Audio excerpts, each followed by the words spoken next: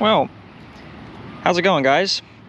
New video out. This one is going to be on the siren I teased a couple nights ago. I posted it just as a post on YouTube. Like it was like 12 o'clock at night. It was a really rather late time, so I know a lot of people probably didn't get a chance to actually see it. But this was something else I'd been working on. It took me maybe about 2 hours worth of time just to kind of get modeled the way I wanted it to. Probably one of the quicker sirens that I kind of did as a challenge to myself to see just how quickly I could model it. But of course, most people should be able to figure out what that is just by the horns alone and the fact that it's got the older style motor on top, the old GE style motor. But we have an STL-10, USB powered, of course, as are all my models, with the exception of the Chrysler. But there's a lot of changes that have been kind of done with this one rather than my other sirens. It's a bit of a departure from my traditional model sirens.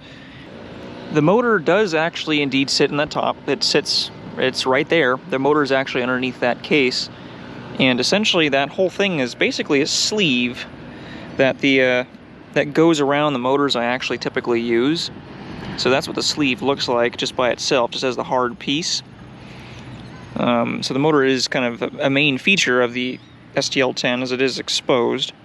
And then basically just this little cap goes and caps off the back end of the motor. So it sits just like that. And then of course the solder connections are made and then wires ran through the center.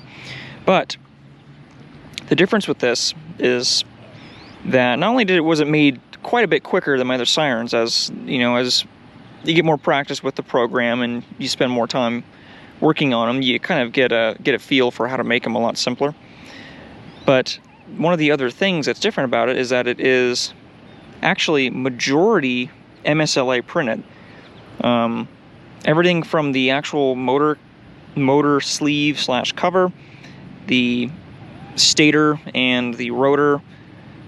The majority, I mean, there's really not that many pieces on an STL-10. It's a pretty bare bones siren compared to something like a 500. But yeah, I really want to challenge myself, because since my FDM printer, the one that prints with traditional filament, is usually taken up majority of the time printing casings and housings for other sirens, I thought it'd be a bit more interesting to kind of put the MSLA printer to more use, if that makes more sense, just to get it to be doing a bit more work rather than printing just rotors. So I thought it'd be kind of cool if it could print almost its own siren entirely. So everything on here is MSLA printed, as I said before. And I have a rotor here in my pocket. And that is a MSLA printed rotor. You can see it's very, very thick. It's a very thick rotor. Had a couple of printing mistakes that happened there just because of the fact I didn't support it very well on the actual print bed. The whole thing prints upside down, and I'll get to the reason why. But there's a couple of things that I had to be tweaked about it. Like I actually had the horns modeled to be printed with that printer as well, but just because of the way that how thick these horns were, they were having trouble actually having layer separations when they were printing. If you're not into 3D printers and you don't understand what that means, just understand that basically the print was being ripped in half every single time it was being pulled up from the print bed. So it's just one thing I had to take into consideration, so I ended up just kind of nixing that idea and just going with FDM printed horns because I know it works. So these horns are removable, they all come off, they're just friction stuck in there right now. And that's the model itself. And another thing that I thought was kind of cool is since I can't actually fit the speed controller in there because it's pretty much taken up by just the motor itself, there's really no space to put a speed controller in there. I thought it'd be kind of cool to make a little separate box to put the speed controller in, and then try my hand at making a new kind of cabinet. So this one actually has the newer Federal logo, Federal Signal Corporation. This one is warped because it's sitting out in the sun right now, so it's kind of getting hot. Also, it's not really because it's not glued down. But there's a little service cabinet that basically would be mounted remotely on a pole. Because if you notice, that does come out. This is a stripped wire this time to get to fit in there, and then it comes down, goes to a speed controller, and then it goes to the USB plug. So this would be mounted somewhat lower on a pole somewhere else, or just basically just be dangling if you have it like sitting on your desk or something like that. But this is kind of a rushed video. I wanted to get it out very quickly. So if it's all kind of slapped together, you understand why. Probably not going to spend too much time editing this video just so people can kind of see what's going on with it.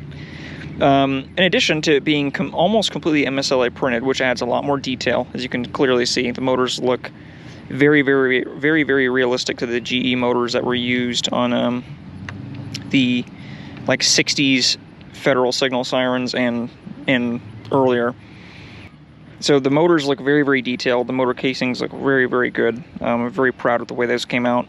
But also it allows me to add certain things to the actual part models that make it a lot easier for adding additions to it, such as rotor weights. So each one of the newer sirens, I'm going to try to see if I can maybe get the newer series of sirens that are going to be coming out to have rotor weights in them, so they do have a somewhat longer wind down.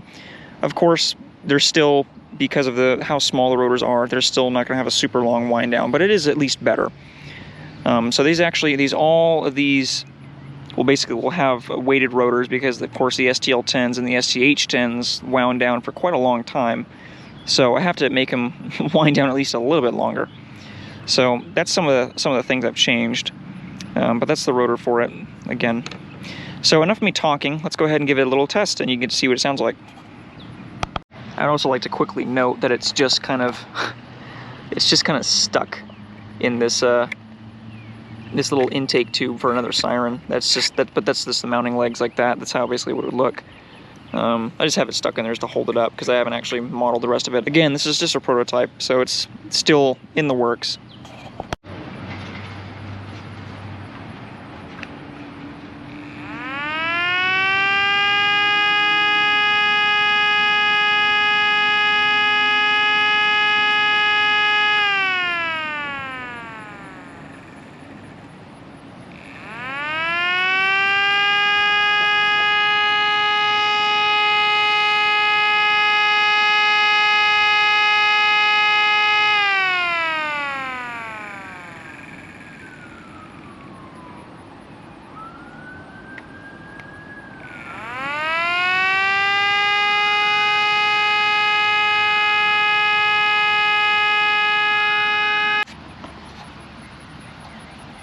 Now, I must say, I am not completely pleased with this model, because, I mean, after all, it did only take about like 2 hours to make it.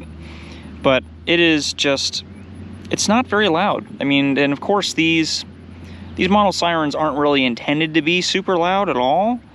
But out of it, like for the size of the rotor and the amount of air that it should be able to pull through it, it's got quite a bit of space. It's a pretty efficient rotor design. It should be a lot louder than that. It's just not a very, very loud siren. There's many things I could do to kind of change that. Being that, I mean, for this kind of scale that it's at, I really could try to get the tolerance between the stator and rotor to be a little bit tighter.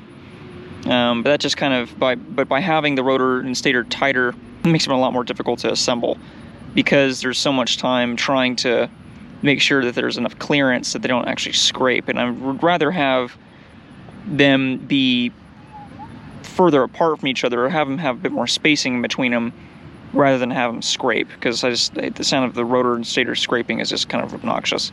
So, and it just makes it sound like it's cheap. So I would like to probably spend a little bit more time kind of working on this model. The details aesthetically are perfect. They're all there. They're fine. There's really nothing else I really want to change the way it looks wise, but functionality I do want to change a couple of things. You actually can see right there where I actually cracked the stator right there, because I jammed one of these horns in there a little too tight. But on the final model, these horns actually won't be just kind of just straight on in there as far as you can jam it. Will have like a little piece kind of modeled into it, so that you can only stick them in so far. But that's it, basically. I might as well take some of the stuff off. You can just get a better look at it. And there it is without any projectors on it. And that's what it looks like, just kind of bare naked there.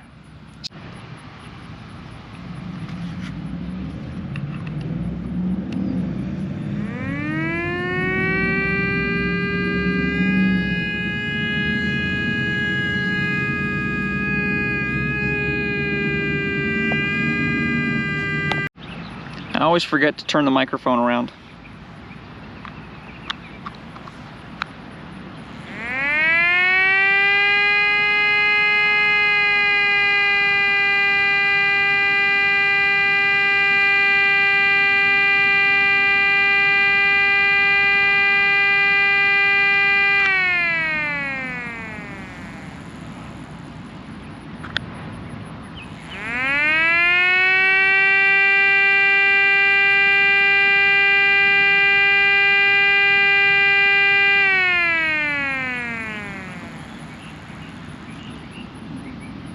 But yeah.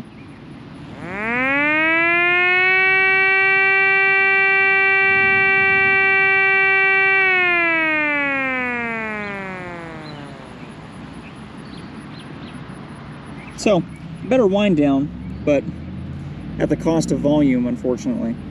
So again, it'll have to be worked on. And I'm also in the process of restocking the shop, so you can look out for the Model 7s and the 5Ts. Those will be out pretty soon. I didn't expect them to get bought up so quick, to be honest, guys. Yeah, you guys are pretty crazy about getting those taken away really quickly. So those are on the way out. That's basically what I'm going to be doing as soon as I get back home, and then after those are basically ready to go, I'm going to put them up on the site probably tonight, and then yeah, I'll probably do some more work on the STL-10, make it to sound a little bit better. And then after that, after I get that model done, it'll be onto the STH-10. And stay tuned, because the Los Angeles series will be coming out on the shop relatively soon. There's a couple of things I'm working on. I do have parts for making more 500s, SHTTs specifically, and those will all be available in the shop pretty soon. So thanks for watching, guys.